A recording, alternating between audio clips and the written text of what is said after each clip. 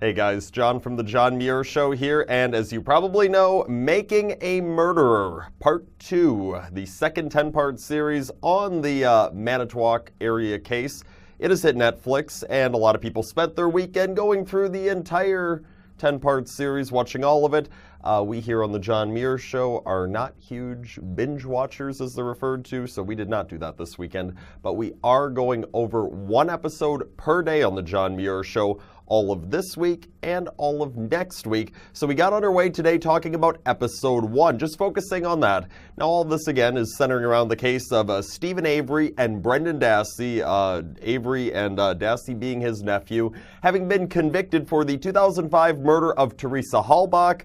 She was killed at the Avery's Manitowoc County salvage yard, and now you've continued to have Avery and Dassey appealing their convictions. You've got a bunch of leftists out there who are saying, oh yeah, free the murderers, put them back in the communities, because that's a great idea for some reason that they don't explain to us. So now you've got this whole second part of the documentary following their appeals process and trying to drum up more mindless support for them.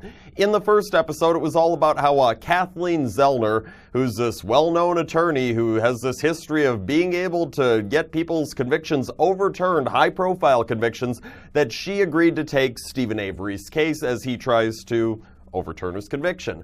So she starts, her and her friends do, by doing a little, what was the equivalent of like a 4th grade science experiment here, going to a parking garage and taking a RAV4 that Miss Zellner had purchased and trying to recreate what it is that is said to have happened with Teresa Halbach's RAV4. So the case was Halbach's RAV4 found in the Avery salvage lot back in the day when this was happening in 2005, and there was blood found in it, Stephen Avery's blood and Teresa Halbach's blood. So in this little experiment that Zellner and company were doing, it was, yeah, let's see if we could try and exactly replicate what was happening back in 2005. And then you had Zellner have some actor pretend to be Stephen Avery and go open the door of the RAV4, go sit in the driver's seat, put the key in the ignition and turn it, and see if blood would splatter in the same exact place on the front plastic panel that it did in the case of Stephen Avery when he went inside Teresa Halbach's RAV4.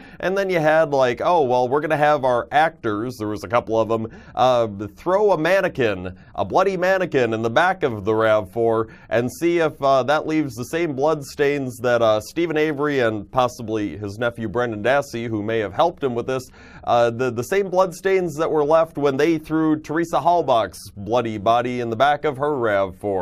And they're just doing all these comparisons, and then, shockingly, the blood ends up being in different places in the experiment that Zellner and company were conducting as compared to when Stephen Avery was doing this back 13 years ago. Well, no kidding it's going to be. You have so many different variables here that could account for this. I mean, you have no idea. For example, your actor, was he sitting in the same exact position in this RAV4 as Stephen Avery was sitting in Teresa Halbach's RAV4? Do we know that Stephen Avery and this actor made all of the exact same hand motions during the time that they were in the RAV4? If they made different motions, obviously blood could end up in different places, including on a plastic panel. I mean, do you know that Avery and Dassey tossed Teresa Halbach's body in the RAV4 the same way that these actors were tossing the mannequin in the RAV4? I mean, there is so many different things. You have no idea if any of this was exactly the same. More than likely it's not. It's like a 1 in a 1 million chance that you're sitting in the exact same position doing the exact same hand movements as somebody. I mean, they were acting like, oh my god, we made a huge breakthrough in the case, free Avery and Dassey, open up the cells right now. It's like, no, there is nothing scientific about any of what they were doing in this first episode of Part 2 of Making a Murderer. There was nothing that was scientific. There was nothing that could actually be admissible in court out of this. Are you kidding me? We didn't learn a damn thing that would make us believe, oh yeah, Avery and Dassey were innocent. Yep, the legal system got it wrong again. No, we didn't learn anything about that. The only thing that we learned is that Kathleen Zellner is incredibly overrated as an attorney. She is incredibly incompetent as an attorney. And we're learning, oh yeah, the reason Kathleen Zellner's been on the Avery case for a couple years and they've made absolutely zero progress toward their goal is because Kathleen Zellner is this damn stupid. That is all we learned from episode 1. But you know what? I'm going to keep on watching. I'm going to watch episodes 2 through 10. I look forward to seeing all of them and discussing all of them with you on the John Muir Show. If anybody wants to weigh in on this, heck, you've got multiple ways you can do it. You can comment on this video here. Tell us what you think about the whole case. If you think I'm right, wrong, whatever it might be. Call into the show if you want to. We're going to be discussing, like I said, for 9 more weekdays, the next 9 weekdays going forward. Call into the John Muir Show on WTAQ, WSAU, or WHBL, and heck, we would love to hear what you have to say.